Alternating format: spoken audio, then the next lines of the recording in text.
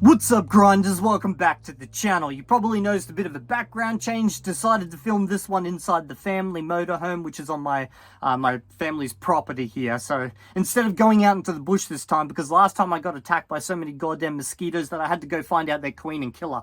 Okay, so today we're going to be talking about the benefits of the ALG methodology, some of the positives I've encountered.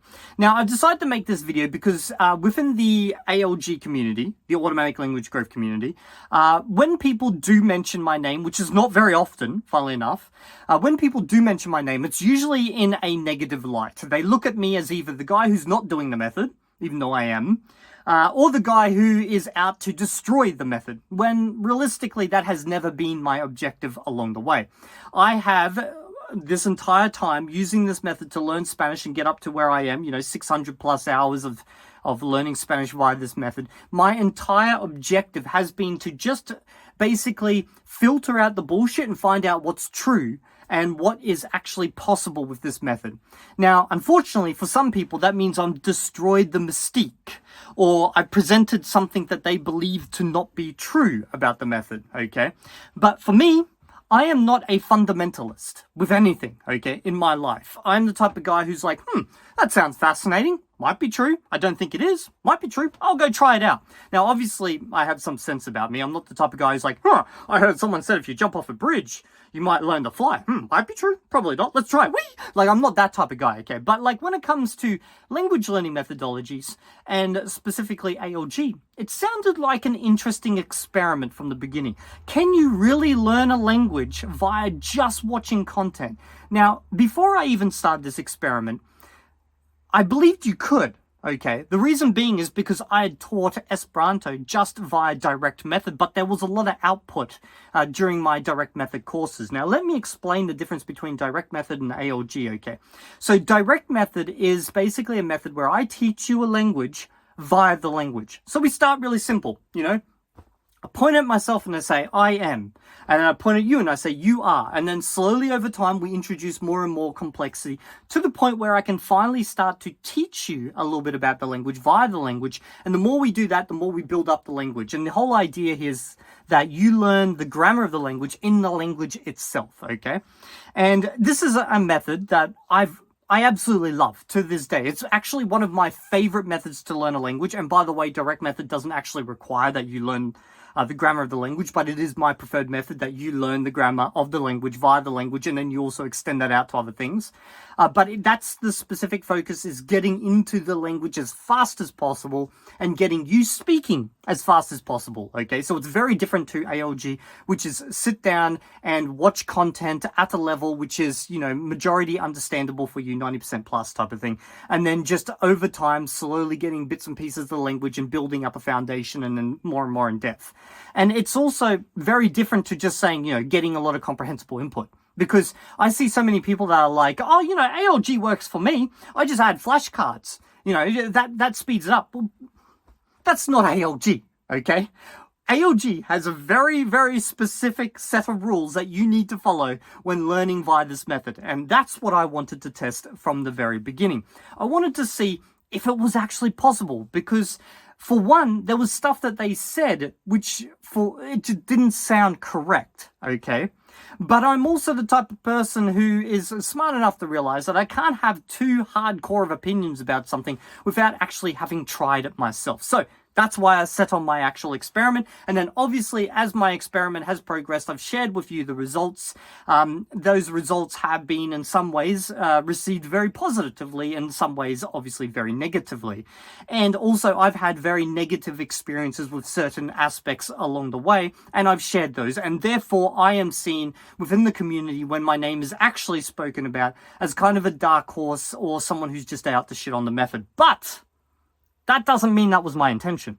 There are actually some good things that I've learned from this method along the way. Okay, the first one is that this has helped me to value input even more than I did before, okay? So before, I knew input was important. If you watch my videos before I started my experiment, you would hear me harp on about the fact you need a lot of input, along with, grammar study, flashcards, whatever you want to use, various methods, but you do need a lot of input. I always said that.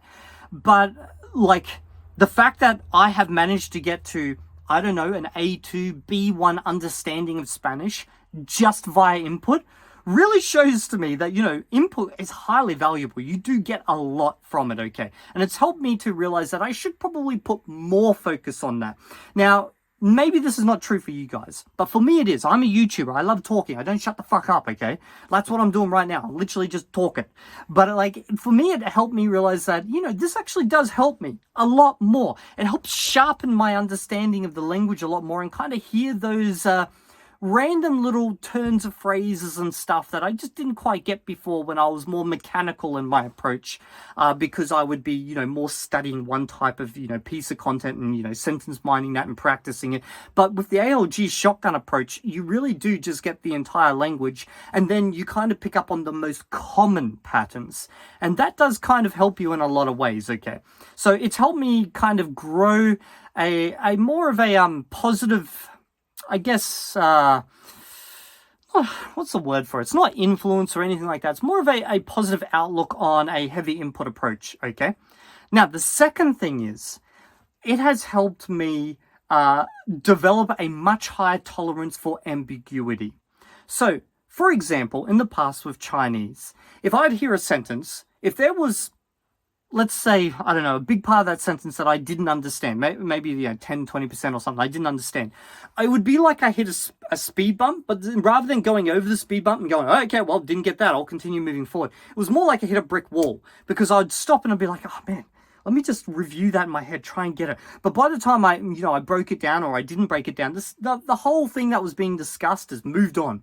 We're in totally different conversation territory, and it makes you feel more stupid, because you're like, oh, okay, well, Jesus, I just don't understand it all. Okay, I don't understand it all because, like, I heard this a little bit, I got stuck, and then I didn't get anything else. But when in fact, I probably would have got the rest of it if I didn't get bogged down in that ambiguity, okay?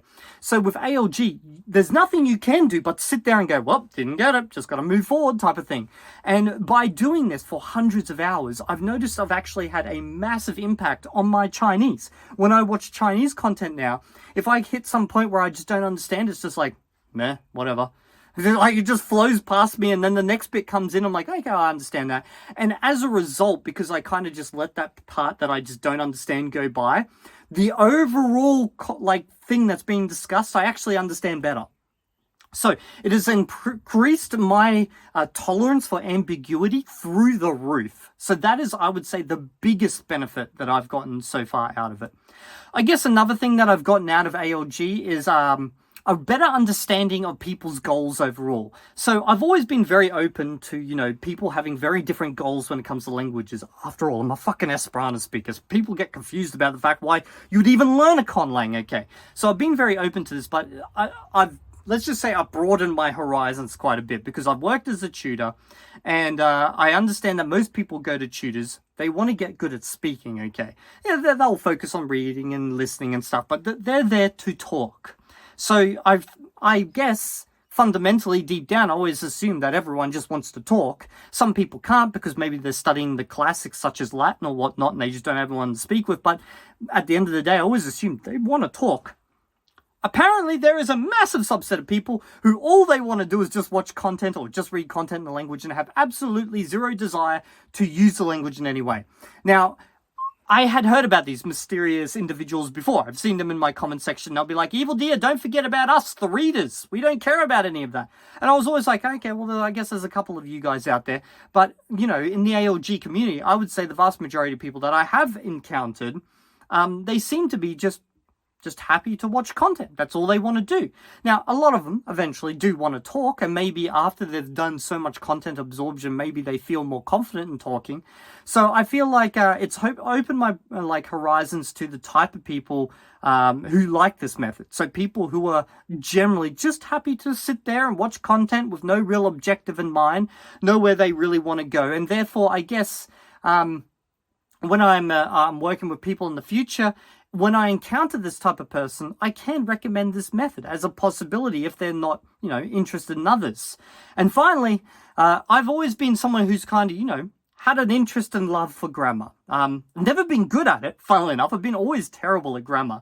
I've always struggled with grammar concepts, but I've always found it fascinating, you know, that there's these rules that I guess, don't underpin our language, but describe our language quite well in a lot of ways, except for all those edge cases.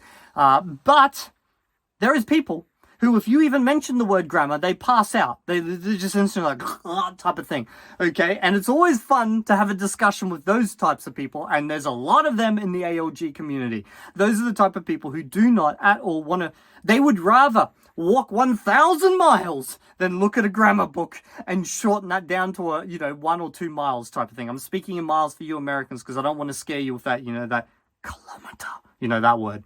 Okay, so yeah, it's very fascinating, the type of people that I've met with in this community. So I guess the biggest takeaway so far has been more of a focus on input. It does help overall, even when you don't feel like it. Like, for example, I did hundreds of hours in Spanish. I felt like I was making zero progress, and then somehow I'm a B1 understander. I keep making up this word, understander. You know what? We're going to make this a word. Community, this is a new English word, understander. Okay? So I managed to get to, a B1 language and a goddamn language for just freaking watching random content and video games. Okay? I didn't think that was really possible, but I guess it is. Okay? Given enough time, energy, and desire to make YouTube videos, it is possible. Okay? And yeah, just overall, I would say the tolerance for ambiguity thing has been the biggest one for me. Like, that's not something I would have even thought about from the start, but it has helped me quite a bit with Chinese. I'm just able to gloss over stuff. Oh, and I guess this goes with the ambiguity thing. A problem that I've always faced is when let's say I'm reading, okay, if there's stuff I don't know, I've always have to look it up. I always have to just go there, look it up. Otherwise, I feel like I'm cheating myself. I feel like, oh, you just skipped past that. That was an opportunity to learn a new word. You could have looked it up and learned. But sometimes it's just better to, sit down and just read and just skip over shit and just, you don't even need to know it. But you can work on the rest of the language as you go along, and then focus other times on, learning all those bespoke words. Because, like, for example, I remember in Esperanto, there was a book. I was going to read this book, okay? What was it? I think it was La Hobbito. This is ages ago, okay? And when I read it, every single word I had to look up, which meant basically, this is a long time ago, I would get through one page and make no progress in the story because I was looking up words constantly and trying to figure out all these sentences and everything that it meant. Because there's a lot of, specific words that in The Hobbit, even in Esperanto, that they use just to describe, really detailed things. But sometimes it's probably just good to just enjoy the story, and I might actually make more progress if I just stop looking up things, every goddamn word that I encountered. Just push through type of thing. So yeah, I would say that's the biggest benefits I've learned from the methodology so far. And I'm actually looking forward to most when I make that transition from listening to speaking, because I know me as a person. What I want to do is shadow. That's what I want to do. I want to sit down. I want to shadow. I want to work on pronunciation. But that's not part of this method. I can't do that. I'm going to have to force myself to not do that, which means whenever you limit yourself and your options, you're going to find a different route to make progress, right? Which means, therefore, I might actually find some new and interesting way that I've never discovered before, just because I've always been happy with what I've done before, okay? That's what I enjoy about this experiment. Yes, this is probably not the most efficient way to learn a language, for Spanish, like I've been doing, okay? But I've enjoyed the experiment. I've enjoyed the journey and kind of the discovery along the way. Fucking hated aspects of it. God damn, there's nothing worse than sitting there for hour after hour after hour, day after day after day, week after week after week, thinking that you're not doing anything. You're not studying, okay? And then realizing, okay, well, I'm actually making some progress, because that was a big part of this. I still have it to this day where I'm like, I feel like I'm wasting my time just sitting here, but I am making progress.